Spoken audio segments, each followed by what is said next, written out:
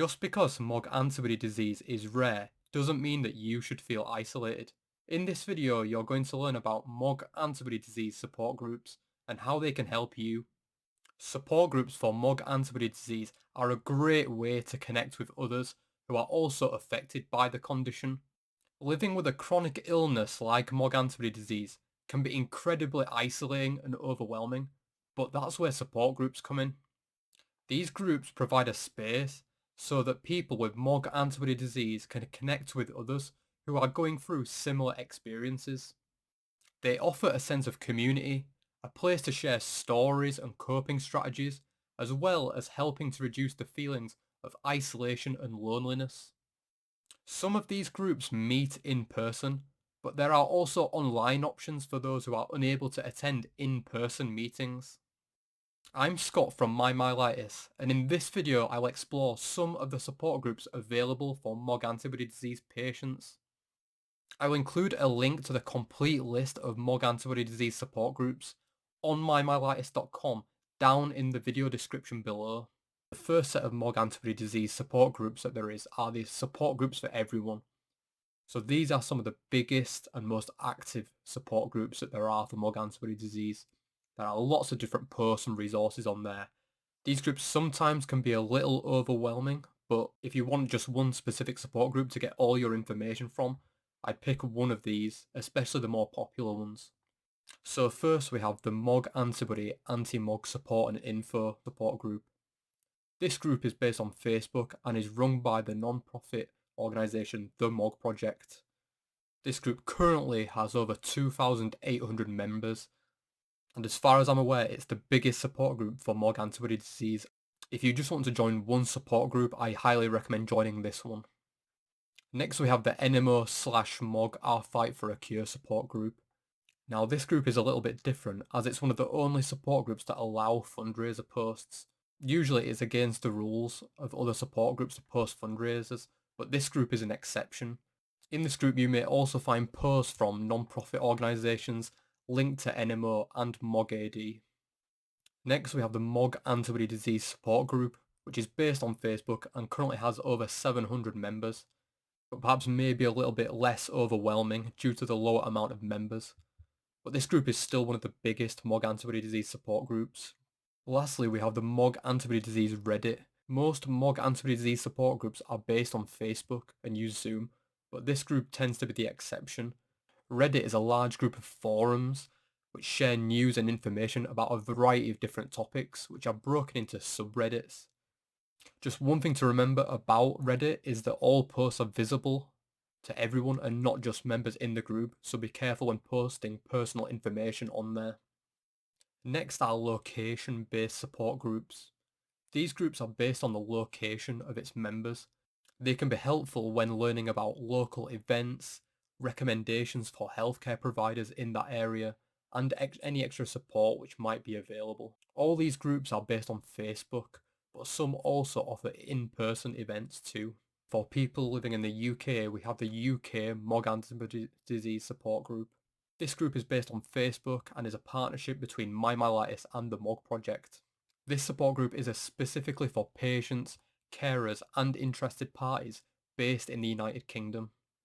Next we have the NMO Spectrum Anti-MOG Myelitis France support group.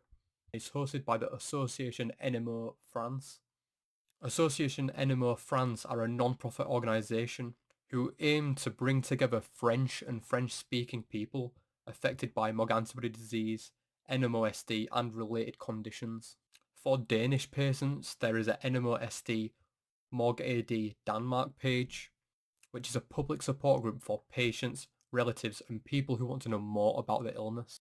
You can view posts and post in the support group without joining it, so again, be careful when disclosing personal health information.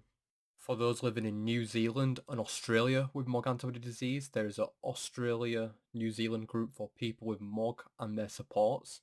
This group is based on Facebook and is specifically for people living in Australia and New Zealand with MOG antibody disease. Carers and undiagnosed patients with a possible MOG antibody disease diagnosis are also accepted to join the support group too. Next we have the Southeast Asian NMO, MOG and TM community. If you are living in a Southeast Asian country such as Nepal, Pakistan, India, Sri Lanka and Myanmar, then this group is likely ideal for you. There are also two support groups based in America. First we have the NorCal NMO MOG support group. Whilst this group is based on Facebook, they also have in-person meetings too. Then this group will also offer some opportunities to connect with those in your area who are also diagnosed with this condition. If you're a MOG antibody disease patient based in Texas, then the Texas NMO, MOG and TM group may be of use to you. Similar to the NorCal group, if you're in Texas, then this group will also offer some opportunities to connect with those in your area who are also diagnosed with this condition. Next we have the age-based support groups, and these support groups are all about the age of the patient who is diagnosed with MOG antibody disease. If you were to join one of these groups, you can expect to find members who are a similar age to you, which may help when discussing some relevant topics about the condition and your experiences. Firstly, for patients aged between 18 and 30, there is the MOG NMOSD Support for Young Adults group. This group is run by the MOG Project and is based on Facebook, although you can also sign up through the MOG Project's website. This group hosts bi-weekly Zoom calls on Mondays at 5:45 PM EST, and you can sign up for these calls inside the group or on the MOG Project's website. In this group you can expect to find conversations which are a bit more relevant to the young adult age group. This support group in particular has been very helpful to me ever since I was diagnosed back in 2020. Next we have another MOG Project support group, the MOG Sloggers. This group is specifically for adult patients with MOG antibody disease and has a suggested age of 30 plus, but if you are diagnosed with MOG antibody disease, anybody is welcome to join. This group also offers Zoom calls every third Tuesday of the month at 7:45 EST, and you can sign up for these calls inside the group or on the MOG Project's website. For parents of children diagnosed with MOG antibody disease, there are two support groups which may be of an interest to you. Firstly, we have the Little Hummingbird Nest Children with NMO Zoom call. This is another group run by the MOG Project and aims to bring together parents of children diagnosed with MOG antibody disease. This group is based on Facebook and also hosts bi-monthly Zoom calls on the first Tuesday of every other month. To sign up for these calls, you can either join the group on Facebook and do it through there, or via the MOG Project's website.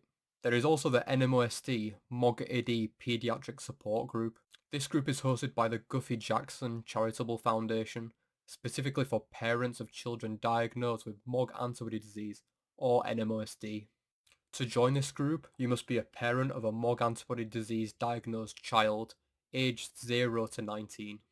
If you're enjoying the video so far, please be sure to drop a like and subscribe for more MOG antibody disease content from us in the future.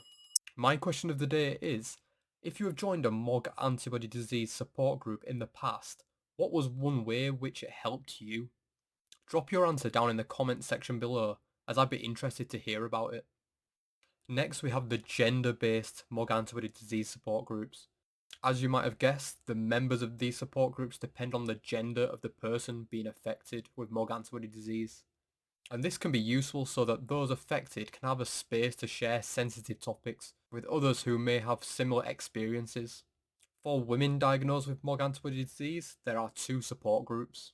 Firstly, there is the Women with NMO, MOG and TM, and the second group is the NMO MOG Divas support group.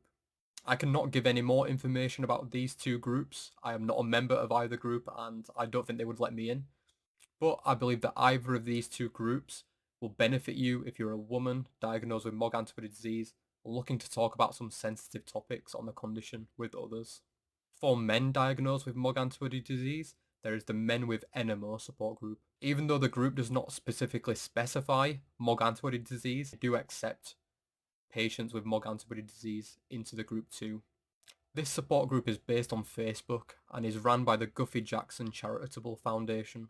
This support group also offers monthly Zoom calls for its members, and all ages can join. If you're a man diagnosed with MOG antibody disease, looking to connect with others, then this group might be ideal for you. The next set of support groups are the treatment-based support groups. These groups are all about the treatment which the MOG antibody disease affected individual is taking. In these groups you could ask questions relating to the treatment, such as questions about that treatment's side effects, or costs if you are dealing with insurance. Due to these groups being solely about the treatment, you may find that the members of these groups will not have MOG antibody disease and will be diagnosed with other conditions. The next two support groups all involve IVIG. Firstly, there is the intravenous immunoglobulin IVIG support group. This group is based on Facebook and is specifically for patients taking IVIG. The second group is the IVIG SCIG patient and provider support group. This support group is also based on Facebook and is specifically for US patients, caregivers, and providers who seek information about IVIG therapy. The next two support groups in this section are all about prednisolone steroid treatment. Firstly, the prednisone support group is a support group based on Facebook, created to help and support anybody on prednisone or prednisolone for any reason. And secondly, there is also the prednisolone diet support group, which is specifically for advice for those taking prednisone or prednisolone who are struggling with their weight. As mentioned before, I will leave a link to the support groups list on the MyMyLettuce website down in the video description below, which has even more support groups and information.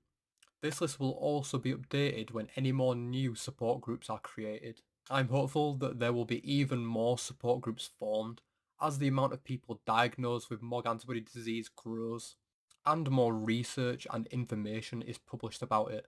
And if you'd like to hear about the first phase 3 clinical trial to find a treatment for MOG antibody disease, check out this video here.